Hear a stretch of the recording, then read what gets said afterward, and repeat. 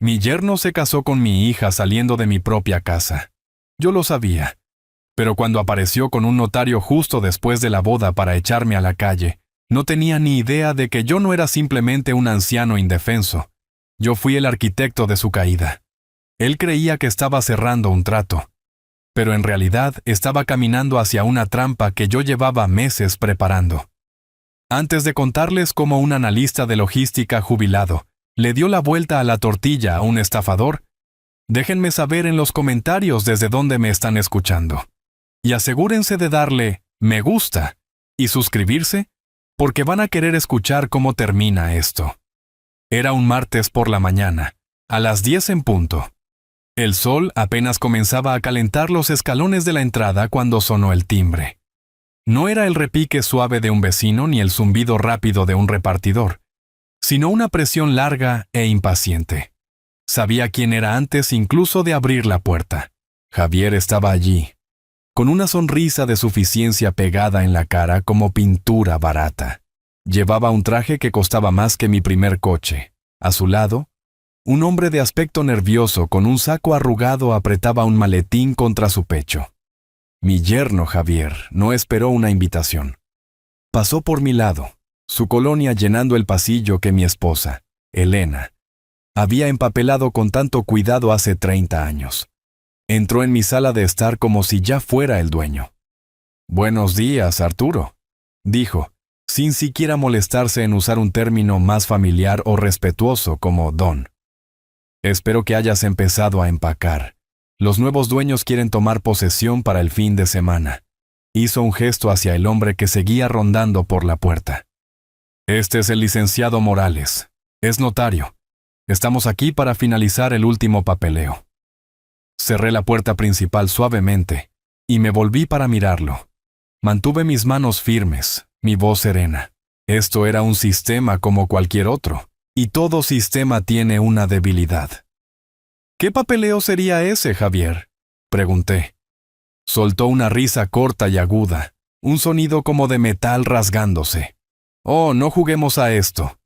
Valentina y yo vendimos la casa. Está hecho.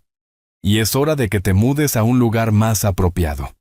Encontramos una habitación encantadora para ti en la residencia El Descanso. Tienen atención las 24 horas. Sus palabras quedaron suspendidas en el aire, espesas y asfixiantes. No sentí ira, no todavía. Eso vendría después. En ese momento lo que sentí fue una claridad fría y dura, la pieza final del rompecabezas encajando en su lugar. Caminé hacia la encimera de la cocina y me serví un vaso de agua, mis movimientos lentos y deliberados. Mi mano no tembló. La confianza de Javier comenzó a vacilar solo un poco. Él esperaba gritos, esperaba lágrimas, no esperaba silencio. Tomé un sorbo lento de agua. Mi esposa, Elena, amaba esta casa. Dije, mi voz tranquila pero resonando en la habitación. Ella plantó ese roble en el patio trasero el año que nació Valentina. Solía decir que sus raíces eran las raíces de nuestra familia, profundas y fuertes. Le estaba dando antecedentes, un detalle destinado a subrayar la profundidad de su traición. Quería que entendiera exactamente lo que estaba tratando de robar. No era solo ladrillo y cemento, era una vida. La paciencia de Javier se rompió. La fachada pulida se agrietó, revelando la fea codicia que había debajo. «Eso es historia antigua», escupió. «Esto se trata del futuro, un futuro que estás frenando. Te estás convirtiendo en una carga, Arturo. O firmas este papel aceptando la transferencia, o nos veremos obligados a usar el poder notarial médico que tiene Valentina. Haremos que te declaren incompetente. Tú decides». Golpeó con una carpeta gruesa la mesa de centro. El sonido resonó en la casa silenciosa. Era un ultimátum. Era su jaque mate. Simplemente no se daba cuenta de que estaba jugando en mi tablero. Ni siquiera miré la carpeta. Miré el reloj sobre la repisa de la chimenea, un regalo de bodas de los padres de Elena. Eran las 10:04. Todo procedía según el horario previsto. Volví mi mirada tranquila hacia Javier, cuya expresión engreída comenzaba a regresar. pensando que había ganado. Eso suena genial, dije, mi voz tan nivelada como la línea de un topógrafo. Pero antes de hacer nada de eso, hagamos un viaje a la comisaría de policía primero. Tengo el presentimiento de que el detective Vargas está muy interesado en conocerte. La sonrisa desapareció de la cara de Javier, instantáneamente reemplazada por un destello de confusión, luego alarma. ¿De qué demonios estás hablando, viejo? Me permití una sonrisa pequeña y fina. No llegó a mis ojos. Oh, solo le envié un pequeño paquete. Un archivo de unas 5 pulgadas de grosor. Lo etiqueté como el Proyecto Inmobiliario del Sur. ¿Te suena ese nombre, Javier? El color desapareció de su rostro. Fue como si hubiera tirado de una palanca, y cada gota de sangre hubiera huido de su cabeza. Parecía un hombre que acababa de ver un fantasma, y en cierto modo lo había hecho. El fantasma de todas las vidas que pensó que había arruinado con éxito. Justo en ese momento se abrió la puerta trasera, y mi hija Valentina entró con una sonrisa brillante y despistada en su rostro. Una sonrisa que se congeló en sus labios al asimilar la escena. Su esposo pálido y sudando. Un hombre extraño con un maletín junto a la puerta. Y su padre parado allí, ya no el anciano frágil que ella había decidido que era, sino un guardián, y acababa de cerrar la puerta para siempre. Para entender cómo llegamos a ese momento congelado con mi hija en la puerta y su esposo desenmascarado en mi sala de estar, hay que retroceder 6 meses. Hay que volver a la boda. Fue un día soleado a principios de mayo, el tipo de tarde perfecta que te hace creer en nuevos comienzos. La ceremonia se celebró en los jardines botánicos bajo un dosel de rosas blancas que yo había pagado. Todo era perfecto en la superficie, pero toda mi carrera se construyó mirando debajo de la superficie. Durante 40 años, mi mundo fue la logística. No era ingeniero ni carpintero. Era analista de cadenas de suministro. Mi trabajo era ver todo el sistema a la vez, predecir fallos antes de que ocurrieran. Entender que un tornillo suelto en un almacén en el norte podía llevar a un desastre de $1 millón en el sur. Movía mercancías por todo el país con precisión silenciosa. Cada decisión se basaba en datos, en patrones. Todo ello, cada riesgo calculado y cada larga noche mirando hojas de cálculo, tenía un propósito. Construir un puerto seguro para Valentina después de que su madre se fuera. Y allí de pie, mirándola con su vestido blanco, sentí una oleada de orgullo tan poderosa que casi me puso de rodillas. Se parecía tanto a Elena, los mismos ojos brillantes, la misma risa que podía hacerte olvidar tus problemas. Pero había una fragilidad en ella que su madre nunca tuvo. Una necesidad de aprobación que la hacía vulnerable. En mi sistema, el que había construido para protegerla, estaba parpadeando una luz de advertencia. Esa luz de advertencia se llamaba Javier. En la recepción, celebrada en un salón amplio y luminoso con vistas a los jardines, la sensación solo se hizo más fuerte. Javier era el novio perfecto. Se movía entre la multitud con un encanto fácil, una mano en el hombro de un tío aquí y una risa compartida con un primo allá. Recordaba el nombre de todos. Elogió el vestido de mi hermana, hizo todo bien. Pero sus ojos escaneaban constantemente la habitación, no buscando a su nueva esposa, sino buscando oportunidades. No estaba celebrando un matrimonio. Estaba haciendo contactos de negocios. Lo escuché por primera vez cerca del bar, donde hablaba con un hombre al que había presentado como socio comercial. La casa de su papá es una mina de oro, decía Javier, con voz baja pero emocionada. Pagó 3/4 de acre en un vecindario donde los valores de las propiedades están explotando. Derribas esa vieja casa de ladrillo y podrías levantar un dúplex de $2 millones. Fácil. Sentí un nudo frío apretarse en mi estómago. Una vieja casa de ladrillo. Estaba hablando de mi hogar, el hogar donde Valentina dio sus primeros pasos. Una hora más tarde, lo escuché de nuevo. Esta vez hablando con un grupo diferente de hombres con trajes caros. Las palabras eran casi idénticas. Bienes raíces de primera, potencial sin explotar, El viejo está sentado sobre un billete de lotería y ni siquiera lo sabe. Lo dijo con una risa, como si fuera una broma. Pero no era una broma. Era un plan de negocios. Él no veía un hogar familiar, un lugar de memoria y amor. Veía una parcela de tierra, un activo para ser liquidado. Encontré a Valentina junto al pastel de bodas.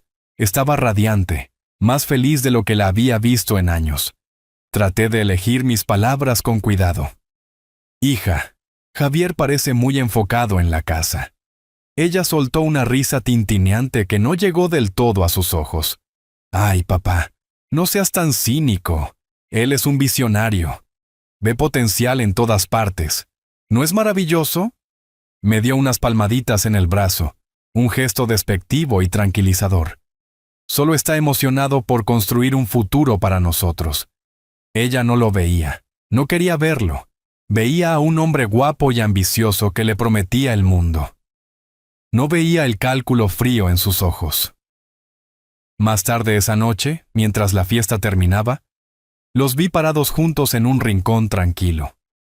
Pensé que era un momento tierno, una novia y un novio robando un minuto para ellos mismos. Pero entonces vi lo que estaban mirando. Valentina tenía su teléfono afuera. Estaba pasando fotos de mi casa, en la que había crecido, y Javier no la miraba a ella. Estaba mirando el teléfono. Su expresión no era la de un esposo amoroso, sino la de un lobo mirando a su presa. En ese momento, lo supe. No se había casado con mi hija. Había ejecutado una fusión, y yo era el activo que planeaba despojar. La boda no fue un comienzo. Fue el comienzo de un atraco meticulosamente planeado. La inquietud de la boda se instaló en mis huesos y se quedó allí. Durante unas semanas, las cosas estuvieron tranquilas. Luego vino la cena del domingo. Fue idea de Valentina. Dijo que extrañaba mi cocina, específicamente el estofado que su madre me había enseñado a hacer. La petición se sintió como una frágil rama de olivo y, contra mi mejor juicio, la tomé. Pasé toda la tarde preparando la comida, llenando la casa con los aromas cálidos y familiares del romero y el tomillo. Me dije a mí mismo que había estado pensando demasiado las cosas, que solo era un padre preocupado por su hija. Estaba equivocado. Llegaron luciendo como una pareja poderosa de portada de revista. Javier con un suéter de cachemira, Valentina con una blusa de seda. Trajeron una botella de vino caro y llenaron los primeros 20 minutos con charlas alegres y sin sentido sobre su luna de miel, sobre sus amigos, sobre un nuevo restaurante en el centro. Todo era un escenario cuidadosamente construido. Y después de que terminamos el plato principal, Javier decidió que era hora de que subiera el telón. Hablando del futuro, Arturo, comenzó, limpiándose la boca con una servilleta. Valentina y yo hemos estado pensando juntos en un proyecto, algo que nos tiene increíblemente emocionados. Es una oportunidad, de verdad, para todos nosotros. Se agachó junto a su silla y sacó un elegante portafolios de cuero. Lo colocó en la mesa del comedor, justo al lado de la fuente de estofado a medio comer. Lo abrió y sacó un juego de grandes planos enrollados. Los extendió sobre la mesa, el papel crujiente cubriendo los anillos de agua en la madera vieja, el olor a tinta fresca mezclándose con el olor a comida casera. Se sintió como una violación. ¿Qué es esto?, pregunté, aunque ya lo sabía. Esto, dijo con la voz rebosante de pasión de vendedor. Es nuestro futuro y el suyo. Su dedo trazó las líneas en el papel. Demolemos esta estructura. Es vieja. Los cimientos se están asentando y el mantenimiento es un pozo sin fondo. En su lugar, construimos un dúplex de última generación. 2 unidades, 3,000 pies cuadrados cada una, acabados de lujo, tecnología de hogar inteligente. Podemos vender cada una por $1.2 millones como mínimo. Me miró, con los ojos brillando con la emoción del trato. Y la mejor parte para usted. No más cargas. Lo instalaremos en un ático de lujo en el centro. Servicio de conserjería, gimnasio, piscina en la azotea. No tendrá que mover un dedo. No más cortar el césped. No más preocuparse por un techo con goteras. Es el plan de jubilación perfecto. Se reclinó en su silla con una sonrisa orgullosa en el rostro, como si acabara de ofrecerme las llaves del reino. Veía mi hogar como una serie de problemas a resolver, una carga que levantar. No podía entender que cada crujido en las tablas del suelo, cada rasguño en el marco de la puerta, era un recuerdo que yo atesoraba. No me estaba ofreciendo un paraíso, me estaba ofreciendo una prisión. Miré los planos, las cajas frías y estériles que quería construir sobre la tumba de mi vida. Empujé los papeles hacia él. Mi voz era tranquila, pero tan sólida como los cimientos que acababa de insultar. La respuesta es no. La sonrisa de Javier vaciló. ¿Qué? La respuesta es no, repetí. Este es mi hogar. No está a la venta, no es un proyecto, no es un activo para ser liquidado. El silencio que siguió fue pesado y frío. Javier miró a Valentina, una orden silenciosa pasando entre ellos. Mi hija, mi única hija, se volvió hacia mí, su rostro una máscara de decepción y frustración.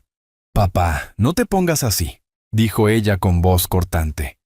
Esta es una oportunidad increíble. Javier trabajó muy duro en este plan, para nosotros, para la familia.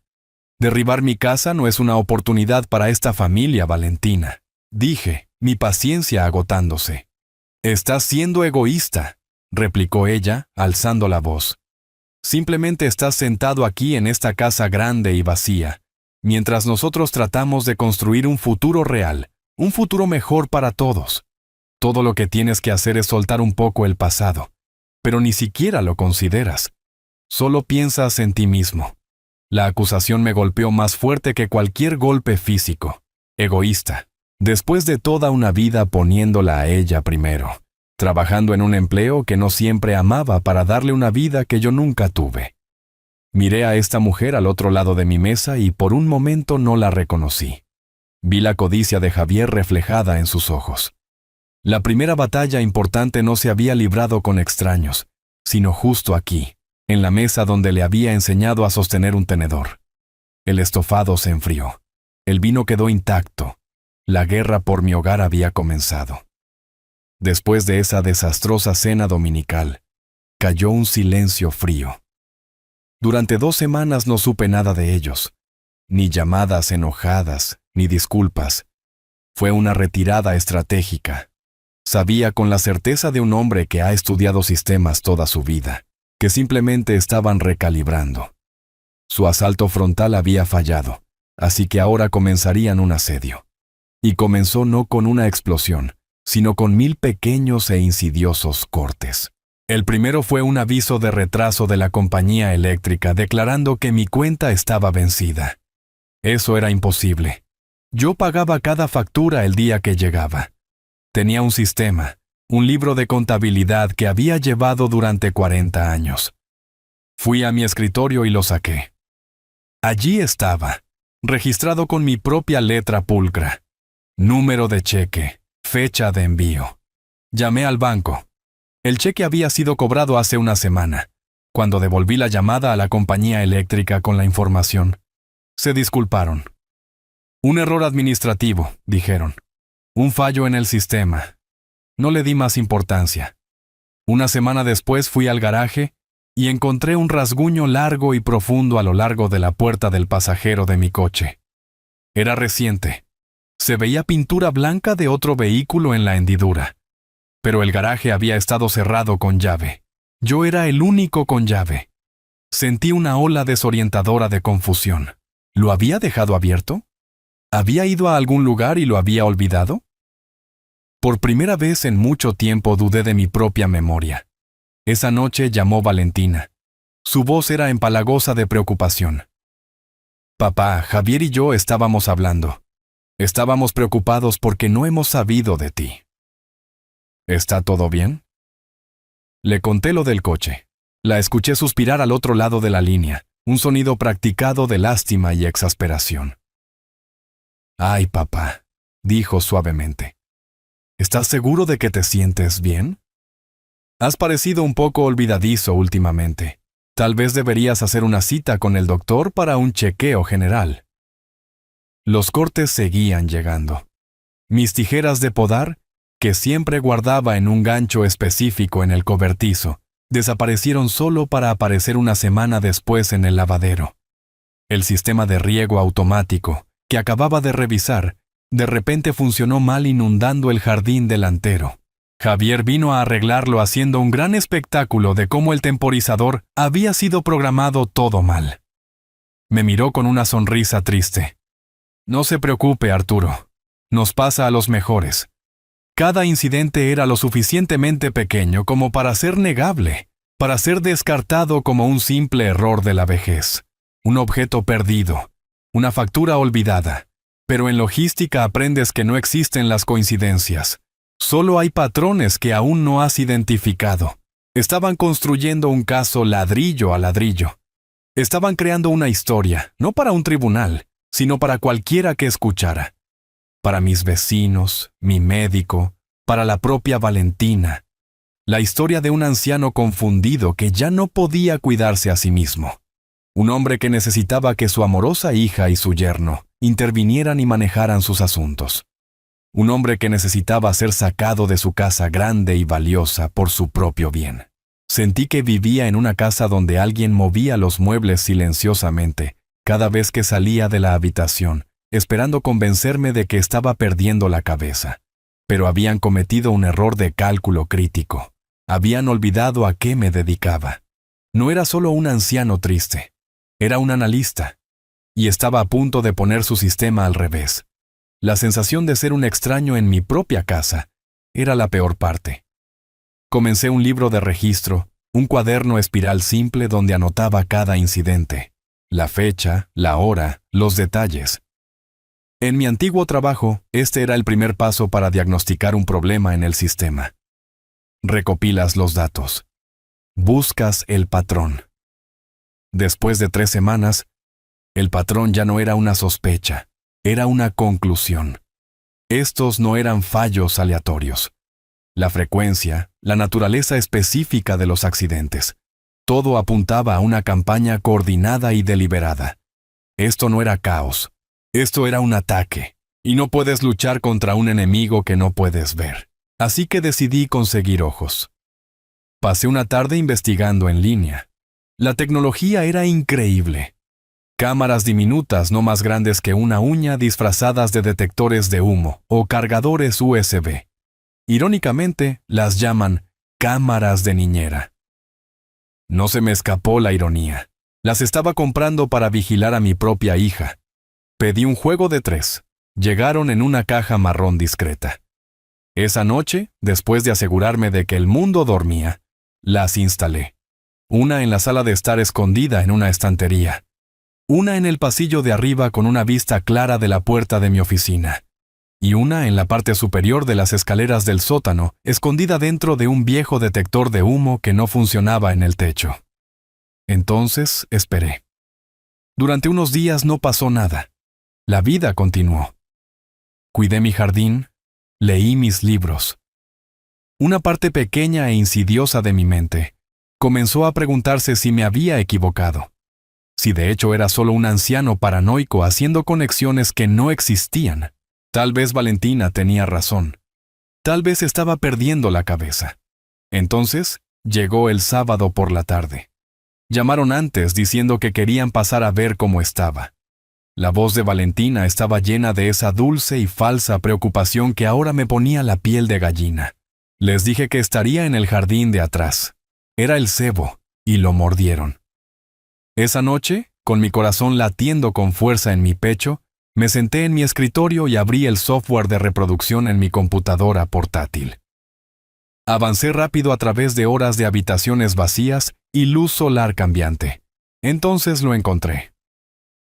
La marca de tiempo mostraba que llegaban a las 2:15. Los vi entrar en mi sala de estar. Vi a Valentina llamar mi nombre, su voz resonando débilmente en la grabación. Al no escuchar respuesta, le hizo un gesto a Javier con la cabeza. La actuación había terminado. El trabajo real estaba comenzando. Vi cómo Javier, el marido de mi hija, caminaba directamente a mi oficina. No buscó. Sabía exactamente dónde guardaba mis estados financieros. Sacó la carpeta, extendió los documentos sobre mi escritorio y comenzó a fotografiar cada página con su teléfono. Metódicamente. Eficientemente. Me estaba recolectando datos. Pero eso no fue lo peor. Después de terminar, salió de la oficina y fue a la parte superior de las escaleras del sótano. La vista desde esa cámara era clara como el día. Lo vi sacar una pequeña herramienta multiusos de su bolsillo. Lo vi arrodillarse y aflojar cuidadosa y deliberadamente los dos pernos principales que sujetaban la parte superior de la barandilla de madera a la pared. No lo suficiente para que se cayera inmediatamente, sino lo suficiente para que la próxima vez que alguien pusiera todo su peso sobre ella, mi peso, cediera. Estaba creando un accidente que podría haberme enviado al hospital o algo peor. Un accidente que habría demostrado de una vez por todas que ya no era capaz de vivir solo. Y luego vino el golpe final, aplastante para el alma. Cambié a la cámara del pasillo y vi a mi hija, Valentina. No estaba mirando su teléfono, no estaba distraída. Estaba parada al final del pasillo, de espaldas a la sala de estar, vigilando. Ella era la vigía. Su cuerpo estaba tenso, su cabeza girando de un lado a otro, protegiendo el pasillo mientras su esposo ponía una trampa para su padre. Sentí un dolor físico en el pecho. Una presión tan inmensa que pensé que mi corazón simplemente se detendría. Fue el colapso silencioso y catastrófico del último pilar de esperanza al que me había estado aferrando. Me incliné hacia adelante y cerré la computadora portátil. El dolor todavía estaba allí, un duelo caliente y abrasador. Pero algo más estaba surgiendo a través de él. Algo frío, duro y claro. El padre herido se había ido. El analista estaba de vuelta. El sistema estaba comprometido. La amenaza había sido identificada, sus métodos y sus agentes confirmados. Mi hija no era una víctima en esto. Ella era una coconspiradora. Y supe con una certeza que me heló hasta los huesos que ahora estaba solo en esta pelea. El tiempo de la defensa había terminado. Era hora de cazar. Guardé los archivos de video en 3 discos duros encriptados separados. Los etiqueté como evidencia A, B y C. Mis manos no temblaron. El padre en mí estaba de duelo, pero el analista había tomado el control. Un sistema había sido comprometido. Una amenaza había sido identificada. El siguiente paso no era la confrontación, era la recopilación de inteligencia. Nunca te enfrentas a un adversario hasta que comprendes el alcance total de sus operaciones. Así que no los llamé, no envié mensajes de texto. Dejé que creyeran que su pequeña guerra de desgaste estaba funcionando, que el viejo estaba sucumbiendo lentamente a la niebla que estaban creando. Dejarlos pensar que yo era un problema a gestionar. En realidad, me había convertido en un gerente de proyecto, y Javier era ahora mi único proyecto. Me senté en mi escritorio en la oficina que él había violado tan casualmente. En logística, aprendes que cada envío, cada producto, cada caja tiene un rastro de papel, desde el piso de la fábrica hasta las manos del cliente. Hay un registro de su viaje. Aprendes a leer esos registros, a ver la historia que cuentan. Un retraso en un puerto puede indicar una tormenta a 1000 millas de distancia. Un hombre, razoné, no es diferente. Especialmente un hombre como Javier. Un hombre tan escurridizo, tan confiado, deja un rastro. Comencé con el nombre del que estaba tan orgulloso, el que había mencionado en la boda con tanta importancia teatral. Inmobiliaria Javier. Lo escribí en la barra de búsqueda. Las primeras páginas eran la predecible palabrería de marketing. Un sitio web genérico lleno de fotos de archivo de familias sonrientes y promesas de construir tu sueño. Era una fachada digital endeble diseñada para parecer legítima. La pasé por alto y fui directamente a las bases de datos de registros públicos, las oficinas digitales de los secretarios del condado, donde se cuentan las historias reales. Pagué la tarifa de $15 por una búsqueda comercial completa, y ahí estaba. Inmobiliaria Javier SRL, registrada en otro estado hacía 4 años. Anoté la dirección, un apartado postal en la capital. La primera bandera roja. Los desarrolladores legítimos tienen oficinas, no buzones de correo. Seguí cavando. El siguiente hallazgo fue una declaración de quiebra. No para la compañía, sino para Javier personalmente. Presentada hace 3 años. Pagué otros $10 para descargar el documento judicial completo. Era una hoja de ruta de sus fracasos. Deuda de tarjetas de crédito de 6 cifras. Préstamos de automóviles impagos. Una lista de acreedores que iba desde grandes almacenes de lujo hasta prestamistas de día de pago. Estaba financieramente desesperado.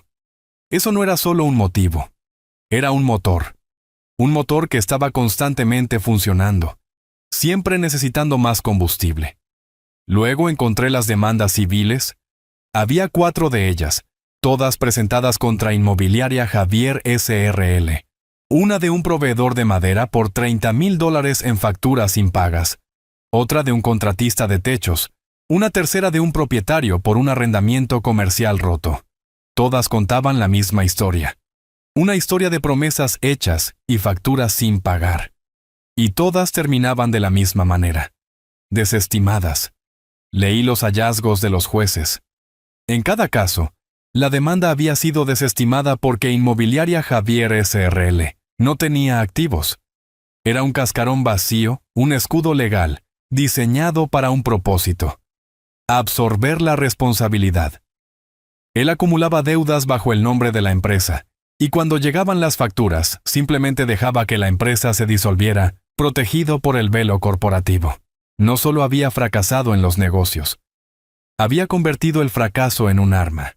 Era su estrategia principal. Era un fantasma dejando un rastro de ruina financiera mientras él mismo permanecía intocable.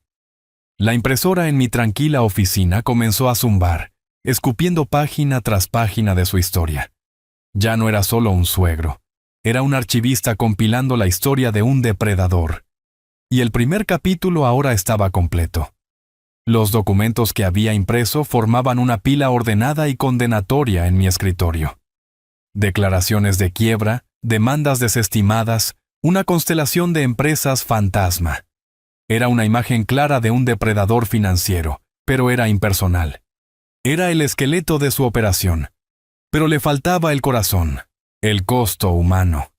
Las demandas contra proveedores podrían descartarse como el costo de hacer negocios, un signo de ambición en lugar de malicia.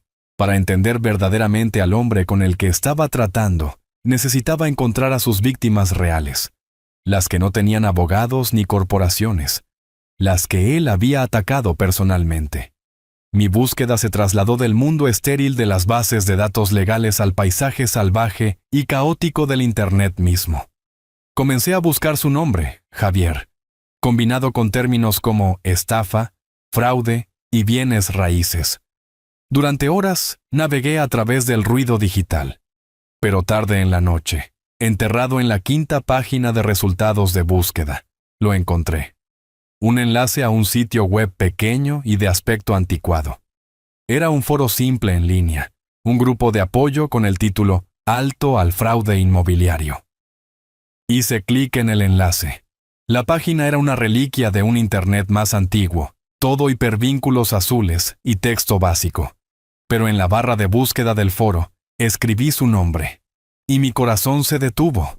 No había una publicación, había un hilo con 17 respuestas titulado simplemente, Javier, área de la capital.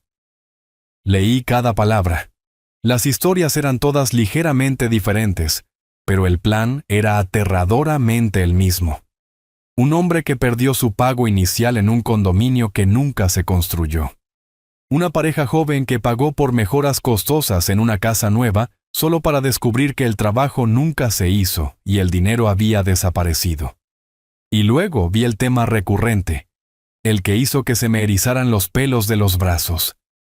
Él apuntaba a los ancianos.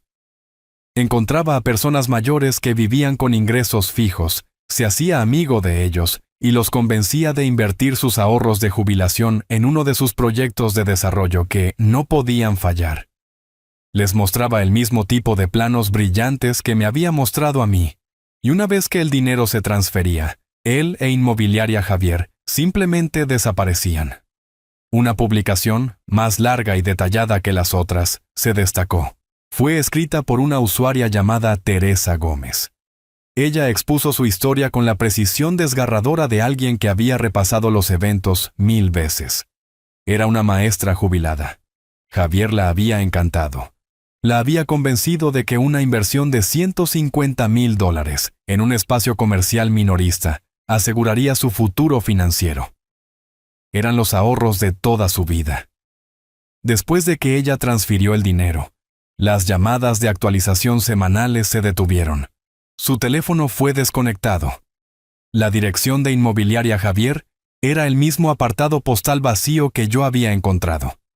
Ella lo había perdido todo. Al final de su publicación, escribió algo que me hizo sentarme derecho. Tengo todos los correos electrónicos. Tengo el contrato de inversión firmado.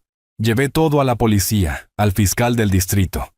Dijeron que, debido a que operaba a través de una SRL, era un asunto civil, no un fraude criminal. Me dijeron que podía demandar, pero sabían, y yo sabía, que no quedaba nada por lo que demandar. Encontré el botón para enviar un mensaje privado. Mis dedos volaron sobre el teclado. Me presenté. Le dije que creía que yo era el objetivo actual de Javier en esta ciudad. Le pregunté si estaría dispuesta a hablar conmigo. Presioné enviar y miré la pantalla. Mi propio reflejo devolviéndome la mirada cansada y vieja, pero con una luz nueva y peligrosa en mis ojos. La respuesta llegó menos de una hora después. Me dio su número de teléfono. A la mañana siguiente, la llamé. Escuché durante una hora mientras derramaba su historia. Su voz, una mezcla de vergüenza y una ira feroz y ardiente. Me contó cada detalle, sus palabras pintando un retrato del mismo hombre exacto que se había sentado en mi comedor. Cuando terminó, le dije lo que necesitaba. Teresa, dije, la policía no pudo ayudarte porque eras un caso único. Pero un patrón de comportamiento a través de fronteras estatales. Esa es una historia diferente. Eso es un delito grave. Hubo un largo silencio al otro lado de la línea. Luego la escuché tomar un respiro profundo y constante. Te enviaré todo por correo electrónico, dijo. Su voz ya no sonaba como la de una víctima, sino como la de un soldado. Atrapa a ese hijo de perra. 2 horas después, mi bandeja de entrada sonó. Un solo correo electrónico de Teresa Gómez. Adjunto, había un archivo comprimido que contenía contratos escaneados, transcripciones de correos de voz y una larga cadena de correos electrónicos llenos de las falsas promesas y mentiras descaradas de Javier. Era un registro completo de su manual de depredador. Esto no era una demanda. Esto no era una queja civil. Esto era el arma. Esta era la bala de plata. Y finalmente la tenía en mi mano. Con la evidencia de Teresa, el esqueleto en mi archivo ahora tenía un alma. Tenía una voz humana. El tiempo para la recopilación pasiva de inteligencia había terminado. Era hora de poner la trampa. Y la trampa más efectiva es la que la presa te ayuda a construir. Sabía lo que querían ver, el papel que ya me habían asignado. Y así comencé a interpretar el papel del anciano confundido y derrotado. Mi actuación comenzó con una llamada telefónica a Valentina. Deliberadamente soné nervioso, preguntándole si recordaba qué día se recogía la basura, un horario que yo conocía de memoria desde hacía 40 años. Dejé que mi voz se apagara. Fingí olvidar lo que estaba diciendo a mitad de la frase. Casi podía escuchar la sonrisa triunfante al otro lado de la línea. «¿Está bien, papá?», arrulló, su voz goteando de lástima condescendiente. «No te preocupes por nada». Unos días después vinieron. Me aseguré de que la casa estuviera un poco más desordenada de lo habitual. Un periódico dejado en el suelo, algunos platos en el fregadero. Abrí la puerta luciendo cansado. Durante nuestra conversación, extravié mis lentes de lectura mientras estaban encima de mi cabeza. Vi la mirada rápida y cómplice que intercambiaron. Era una mirada de pura victoria sin adulterar. Pensaban que estaban ganando. Pensaban que la campaña de presión estaba funcionando. que mi mente finalmente se estaba rompiendo bajo la tensión. No entendían que un analista de sistemas sabe cómo simular un fallo para probar la respuesta. Y su respuesta fue exactamente lo que yo había predicho: pura y desnuda codicia. Mientras yo interpretaba el papel de un hombre perdiendo el control, el verdadero yo estaba trabajando con un enfoque que no había sentido en años. Pasé 2 días compilando mi investigación en un solo expediente completo. Incluí mi propio registro de su campaña de manipulación psicológica, la evidencia en video de las cámaras ocultas, las declaraciones de quiebra de Javier, los registros de su empresa fantasma y, al frente, una declaración jurada detallada de Teresa Gómez, completa con copias de sus correos electrónicos y contratos fraudulentos. Hice 3 copias idénticas. Una para mí. Una fue empaquetada y enviada por mensajería al detective Vargas en el departamento de policía. La tercera y más importante copia fue a la oficina del fiscal general del estado, específicamente a la sección de protección al consumidor, que manejaba casos de fraude a mayores. En mi carta de presentación, no escribí como víctima, escribí como analista. Expuse el patrón claro e indiscutible de comportamiento. Resalté cómo Javier usaba sociedades limitadas para protegerse en casos civiles, y cómo esta nueva evidencia de actividad interestatal dirigida a personas mayores con métodos idénticos elevaba el asunto de una simple disputa comercial a una empresa criminal de crimen organizado. No les estaba pidiendo que ayudaran a un anciano indefenso. Les estaba dando un caso terminado y envuelto para regalo. El siguiente paso fue el más difícil. Se sintió como una traición a Elena, a cada recuerdo que habíamos construido, pero sabía que era la única manera.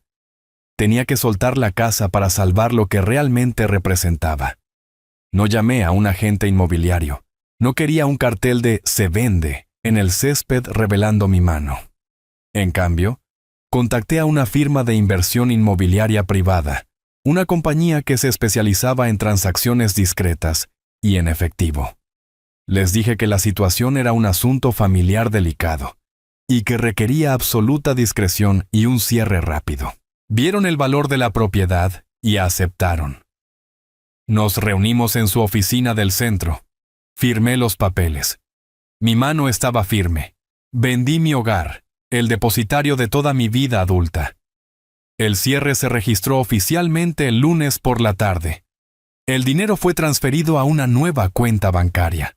En un banco nuevo, una cuenta de la que Valentina y Javier no sabían nada. Mi casa, mi hermosa casa de ladrillo, ahora pertenecía a una corporación. Y nadie lo sabía excepto ellos y yo, con la trampa completamente puesta y la red de seguridad en su lugar. Todo lo que quedaba era activarla. Esperé su llamada. Llegó el viernes por la noche. Era Javier. Su voz era suave, confiada y llena de falsa preocupación. «Arturo», dijo, «Valentina y yo hemos estado hablando. Estamos realmente preocupados. Creemos que es hora de tomar una decisión por tu propio bien». Esto era todo, el acto final. Respiré hondo e invoqué la voz de un hombre roto. Dejé que un temblor entrara en mis palabras. «Yo creo que tienen razón», tartamudeé. «Es todo, es demasiado. La casa, las facturas. No puedo seguir el ritmo». Podía escucharlo conteniendo su emoción. «Lo entendemos completamente», dijo, la simpatía en su voz tan falsa que era casi cómica. «De hecho, he estado hablando con un colega. Tiene un cliente, una familia a la que le encantaría esta casa. Están dispuestos a pagar en efectivo y cerrar rápido. Sería un gran alivio para ti». «Sí», susurré. «Un alivio».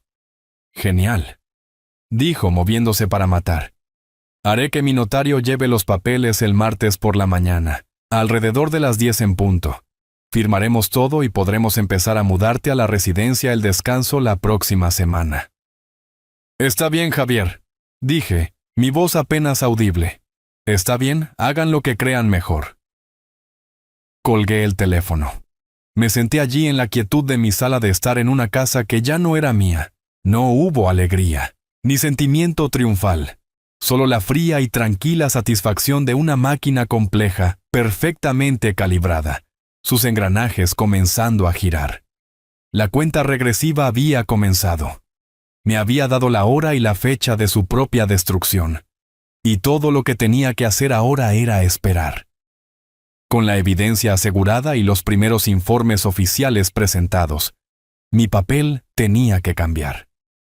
El analista y el archivista habían hecho su trabajo. Ahora era el momento de que el actor subiera al escenario. Para atrapar a un depredador, debes presentarte como la presa perfecta, herida e indefensa. Era un papel que despreciaba, pero que sabía que tenía que interpretar a la perfección. Mi actuación comenzó con una serie de llamadas telefónicas cuidadosamente planificadas. Llamaba a Valentina y le hacía la misma pregunta 2 veces en el lapso de 10 minutos. Sonaba confundido sobre qué día era. La más efectiva fue cuando la llamé con un pánico fabricado, alegando que no podía encontrar mi billetera. 10 minutos después, volvía a llamar lleno de alivio avergonzado, explicando que había estado en el bolsillo de mi chaqueta todo el tiempo. Al otro lado de la línea, podía escuchar la dulzura empalagosa en su voz. «Ay, papá, está bien. Estas cosas pasan. ¿Estás seguro de que estás comiendo lo suficiente?» Cada palabra era una palmadita en la cabeza a un niño, no una conversación con un padre. Me invitaron a su apartamento a cenar la semana siguiente. Este era mi escenario principal. Me aseguré de llegar luciendo un poco cansado, un poco menos arreglado de lo habitual. Dejé que me guiaran al sofá como si fuera una antigüedad frágil. Durante la cena, me quejé.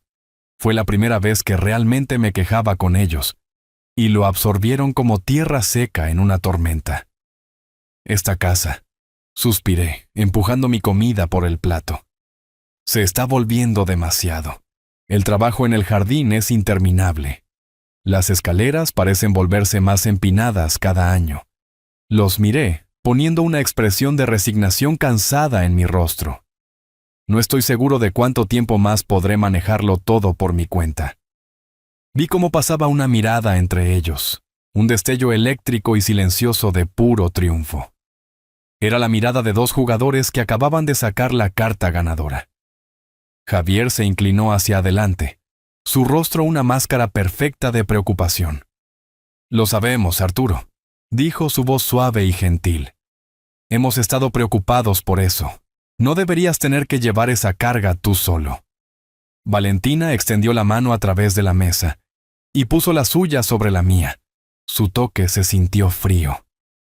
«Eso es todo lo que queremos, papá», dijo ella con los ojos muy abiertos y serios. «Solo queremos que estés seguro y cómodo. Queremos cuidarte». Miré su mano sobre la mía, la mano de la hija a la que le había enseñado a andar en bicicleta, la mano de la mujer que había hecho guardia mientras su esposo intentaba organizar mi muerte. El asco era algo físico, un sabor agrio en la parte posterior de mi garganta, pero mi rostro solo mostraba gratitud cansada. El logro supremo de mi actuación fue cuando olvidé mi billetera cuando nos íbamos. Nos habíamos detenido por un postre de camino a casa, y cuando llegó el momento de pagar, hice un espectáculo de palmear mis bolsillos con un pánico creciente. Javier intervino de inmediato agitando su tarjeta de crédito al cajero con una sonrisa magnánima. «Yo me encargo, Arturo, no te preocupes por nada». En el coche de regreso a mi casa, él y Valentina compartieron otra de sus miradas en el espejo retrovisor. Ahora estaban seguros. El viejo estaba roto. La fruta estaba madura para ser recogida. Mientras Javier me acompañaba a mi puerta principal, puso una mano en mi hombro. «Arturo», dijo, su voz firme pero gentil, la voz de un hombre tomando el mando. «Necesitamos avanzar con un plan, por tu propia seguridad. No podemos arriesgarnos a que tengas un accidente real allí. Es hora de actuar rápidamente».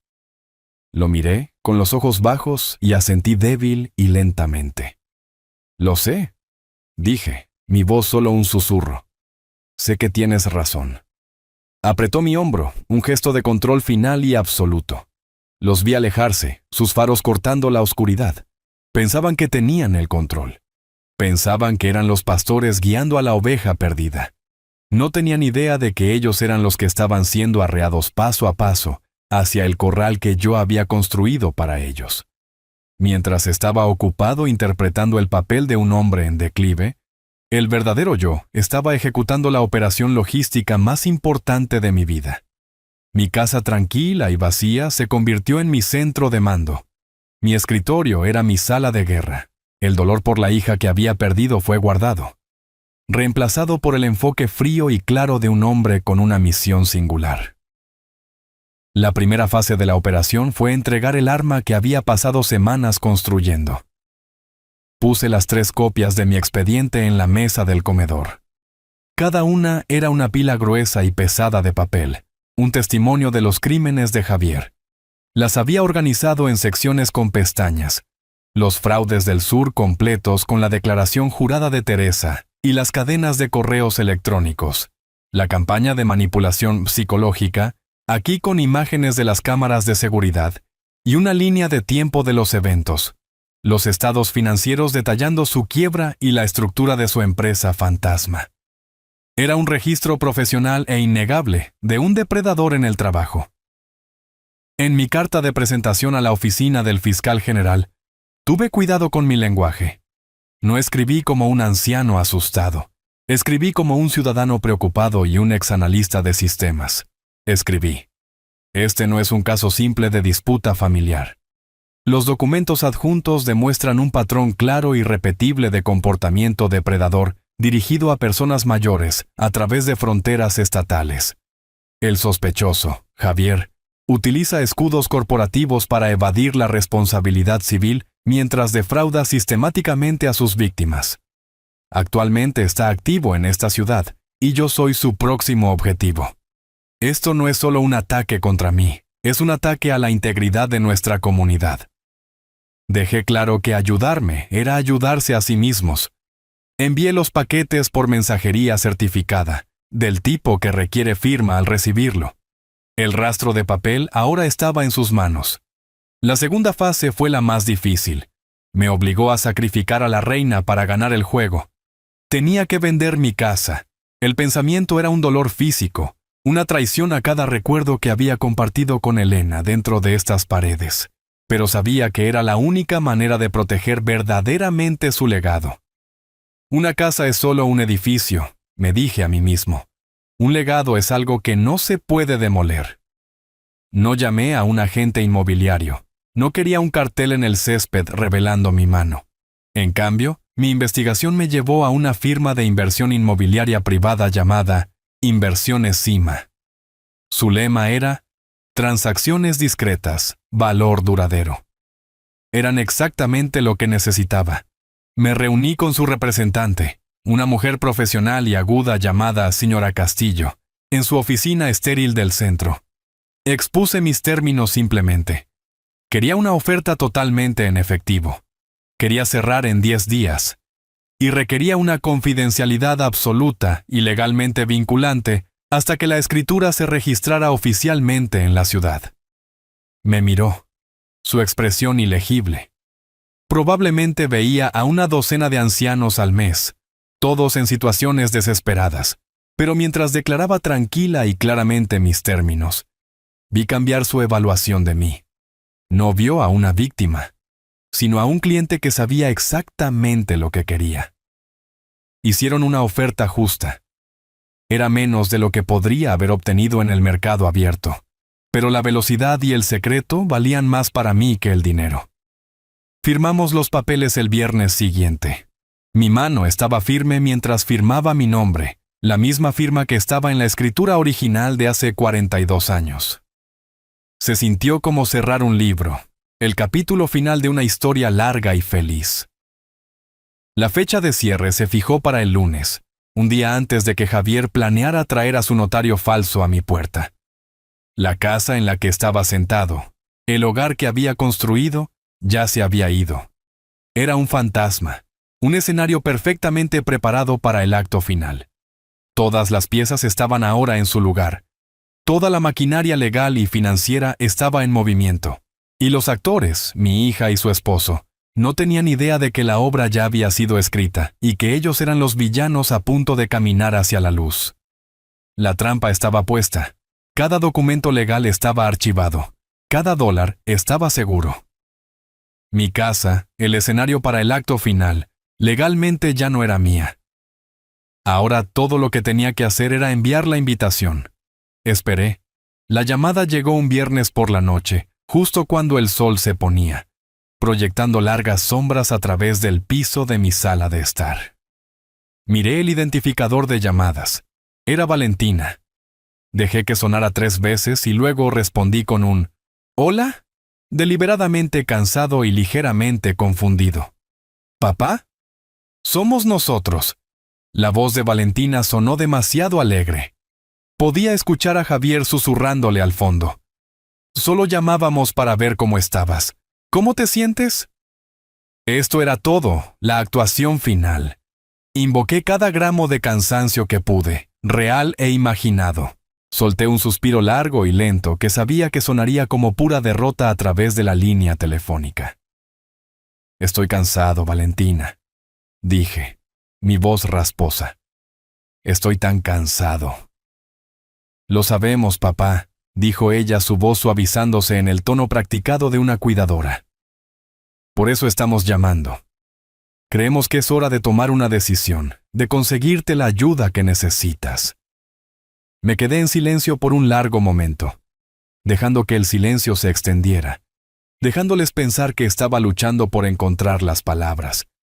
Luego les di lo que habían estado buscando durante meses. Les di mi rendición. «Tenían razón», susurré, las palabras sabiendo a ceniza en mi boca. «Todo eso. Tú y Javier tenían razón. Esta casa es demasiado. Ya no puedo manejarla. Solo hagan lo que crean mejor». Un latido de silencio aturdido al otro lado.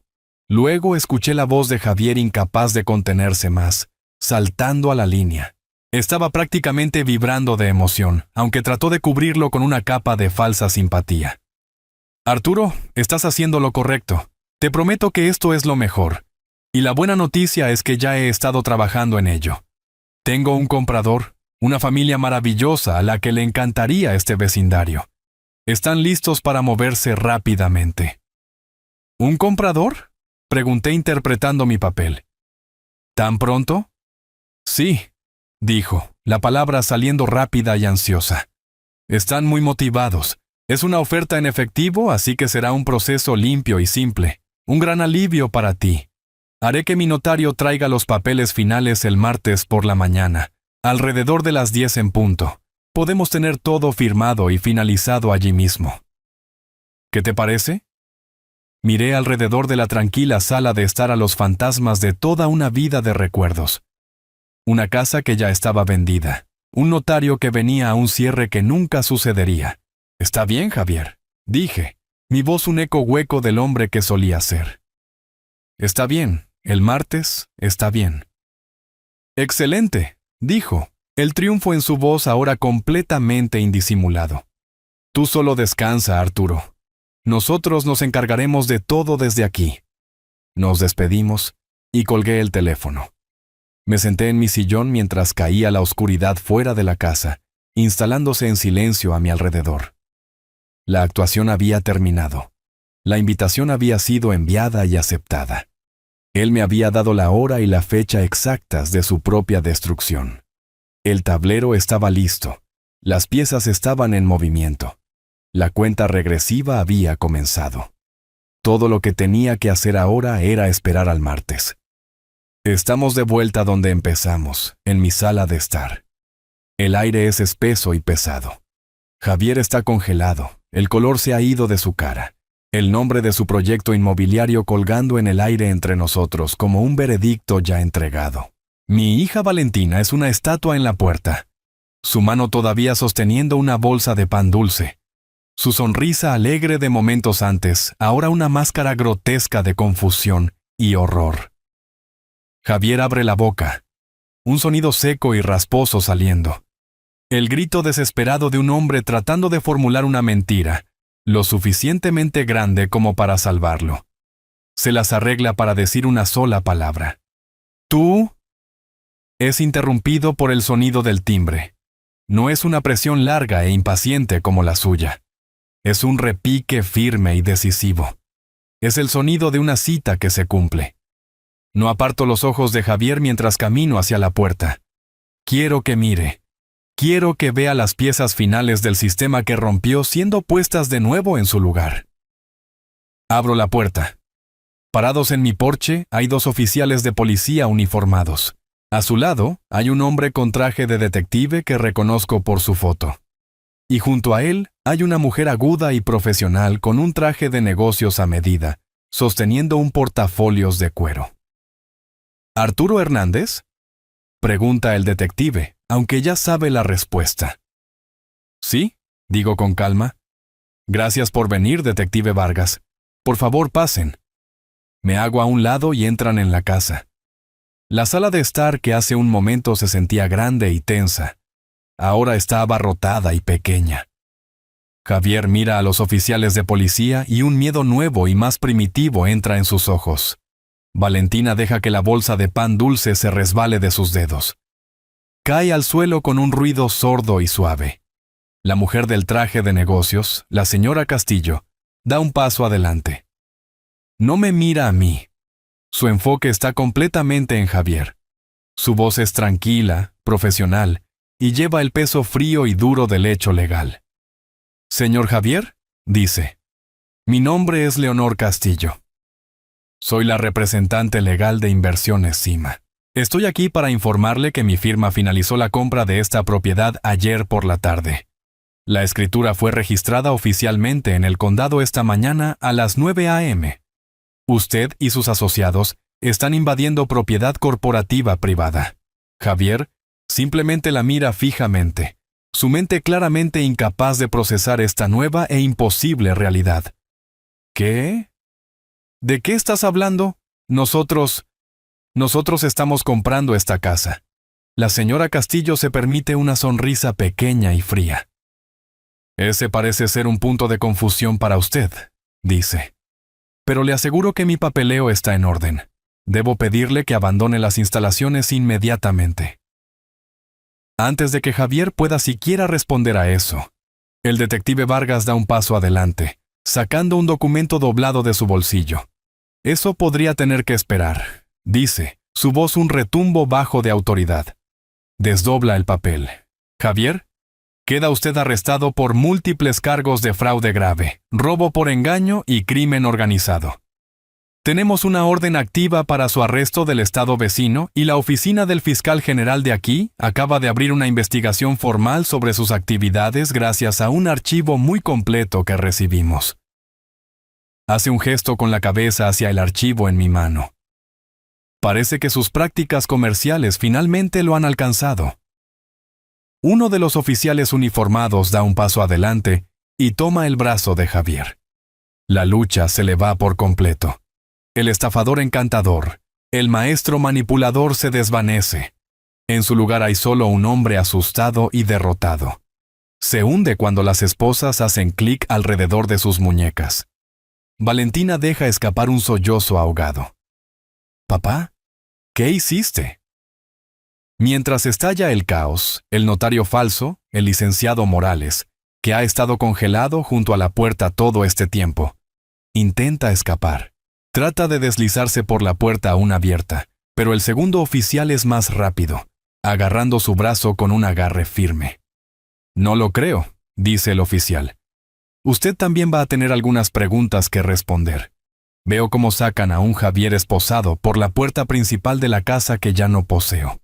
No me mira. No puede. Mi hija está parada en medio de los escombros de la vida que él le prometió. Su rostro surcado de lágrimas, mirándome como si fuera un extraño. Y tal vez lo era. Solo habían visto al padre tranquilo y gentil. Nunca habían imaginado al hombre que los había estado esperando pacientemente debajo. El aullido de una sirena distante fue el único sonido que rompió el silencio. La policía se había ido. Javier se había ido. La señora Castillo me había dado un asentimiento nítido y profesional antes de irse. Y la casa finalmente estaba terriblemente tranquila. Me quedé solo con mi hija. Ella estaba parada en medio de la sala de estar, un solo pan dulce caído a sus pies, su cuerpo sacudido por sollozos estremecedores. La mujer hermosa y segura de la boda se había ido, reemplazada por una extraña rota. Finalmente me miró, su rostro surcado de lágrimas e incomprensión. ¿Por qué? Se atragantó con la palabra, una herida en carne viva. ¿Por qué, papá? ¿Por qué nos harías esto? Por primera vez desde que comenzó toda esta pesadilla, dejé caer la máscara del analista tranquilo. Dejé que viera el dolor que había estado viviendo detrás de mis ojos durante meses. Mi voz, cuando hablé, no estaba enojada. Estaba cargada de una tristeza tan profunda que sentí que podría arrastrarme al suelo. Yo no hice nada, Valentina, dije suavemente. No tuve que hacerlo. Solo le di la cuerda a Javier y su propia codicia ató el nudo. Él era un depredador, e iba a destruirte junto conmigo. Di un paso más cerca, mi mirada sosteniendo la suya. Pero tú te quedaste y lo viste hacerlo. Te vi, Valentina, en la cámara, haciendo guardia en el pasillo mientras él aflojaba la barandilla de las escaleras del sótano. Mis escaleras. El color desapareció de su rostro. Lo último de su negación se desmoronó, dejando solo la fea y desnuda verdad. Había sido atrapada no por la policía, sino por los ojos vigilantes de su padre. Miró hacia abajo, incapaz de encontrar mi mirada. El dinero. Susurró la pregunta como un reflejo. La casa. La casa se ha ido, dije. Mi voz volviéndose fáctica de nuevo. La voz de un hombre explicando los términos de un contrato. La vendí la semana pasada. Parte del dinero se usó para alquilar un apartamento nuevo para mí, un lugar más pequeño, más manejable. Hice una pausa, dejando que el peso de las siguientes palabras se asentara. El resto, la mayoría de las ganancias de la venta de esta casa, lo usé para crear un fideicomiso. Su cabeza se levantó de golpe, un destello de esperanza desesperada en sus ojos. ¿Un fideicomiso para mí? Sí, dije. Se llama Fideicomiso Elena, en nombre de tu madre. Vi el nombre caer sobre ella como un golpe físico. Es un fideicomiso irrevocable, Valentina. Eso significa que no se puede cambiar. No se puede disolver. Es administrado por una firma financiera externa. No por mí, no por ti. Expuse los términos, mi voz tan firme y final como el veredicto de un juez. Tú eres la única beneficiaria. El fideicomiso te proporcionará un estipendio mensual. Es suficiente para alquilar un apartamento pequeño y comprar comida. Es suficiente para vivir, pero no lo suficiente para vivir la vida que Javier te prometió. Y los pagos son condicionales. Debes mantener un trabajo estable. Debes permanecer libre de cualquier problema legal. Si no cumples con esas condiciones, los pagos se detienen. Dejé que eso se asimilara antes de entregar el detalle crucial final. El fideicomiso está estructurado para proteger lo que tu madre y yo construimos. Está diseñado para protegerlo de depredadores como Javier y de las decisiones que te llevaron a él. Él nunca, bajo ninguna circunstancia, podrá tocar un solo centavo de él. El legado de tu madre está a salvo. Ella solo me miró fijamente. El alcance total de lo que había hecho finalmente amaneciendo en ella. No solo había perdido a su esposo y la promesa de un dúplex de $2 millones. Había perdido su libertad. Había sido colocada en un sistema, un conjunto de reglas y consecuencias diseñadas por el mismo hombre al que había tratado de engañar. No la había desheredado. No la había destruido.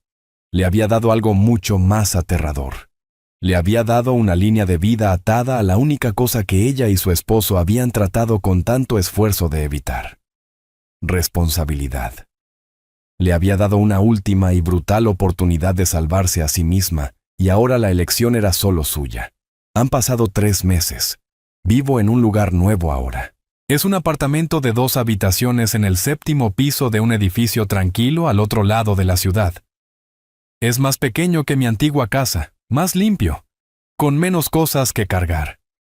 Desde la ventana de mi sala de estar tengo una vista clara y sin obstáculos de las montañas. Son vastas, silenciosas y permanentes. y me recuerdan que mis propios dramas son muy, muy pequeños. He encontrado una medida de paz aquí que no me di cuenta de que había perdido. En la pequeña mesa del comedor hay una caja de cartón. La estoy empacando para enviársela a Valentina. No he hablado con ella desde ese día. El fideicomiso le envía el estipendio mensual y su abogado me envía una breve actualización formal una vez al mes. Tiene un trabajo nuevo, dice el informe. Un puesto de nivel de entrada en una firma de marketing. Tiene un apartamento, está empezando de nuevo. Dentro de la caja he colocado algunas cosas. El libro de cocina favorito de su madre, las páginas suaves y manchadas de vainilla. Un pequeño relicario con una foto de las dos adentro tomada en una playa hace mucho tiempo. Y un libro de bolsillo simple que compré la semana pasada. Su título es La elección de la responsabilidad. No agrego ninguna nota. El contenido de la caja tendrá que hablar por sí mismo. Junto a la caja hay una carta que llegó ayer. El matasellos es de la capital del estado vecino. Es de Teresa Gómez. Su letra es la elegante escritura cursiva de una maestra de toda la vida. Me dice que con la evidencia que proporcioné, la oficina del fiscal de distrito ha reabierto su caso y ahora está presentando cargos penales contra Javier. Gracias, escribió. Diste voz a aquellos de nosotros que habíamos perdido la nuestra. No solo buscaste justicia para ti, la buscaste para todos nosotros. Doblo la carta y la coloco en un cajón. Es bueno recordar que una pequeña acción correcta puede enviar ondas al mundo. Mi mirada cae en la fotografía enmarcada en mi estantería. Es Elena entrecerrando los ojos felizmente bajo el sol en el patio trasero de nuestra antigua casa, el roble. Solo un retoño detrás de ella. La levanto, mi pulgar limpiando una mota de polvo en el cristal. Los documentos legales se refieren a la venta de una propiedad, un activo. Pero nunca fue solo eso. Era nuestro hogar. Y un hogar no es solo un edificio, es una promesa de mantener un lugar seguro, un lugar de dignidad y amor. Miro su rostro sonriente. Puedes descansar tranquila ahora, Elena. Le digo a la habitación silenciosa. Mantuve nuestro hogar a salvo. Vuelvo a poner la fotografía. No recuperé mi casa. No recuperé a mi hija. No a la que recordaba de todos modos. Pero no busqué venganza. La venganza es un fuego que lo consume todo. Busqué algo más tranquilo, algo más fuerte. Busqué la paz simple y profunda que proviene de restaurar el orden, de proteger lo que es importante. Y en la quietud de mi nueva vida, con las montañas vigilándome, finalmente la he encontrado. La lección central de esta historia es que la verdadera fuerza a menudo no reside en la confrontación ruidosa, sino en la resolución tranquila y la planificación meticulosa. Sirve como un poderoso recordatorio para nunca subestimar la sabiduría y la experiencia de una generación mayor.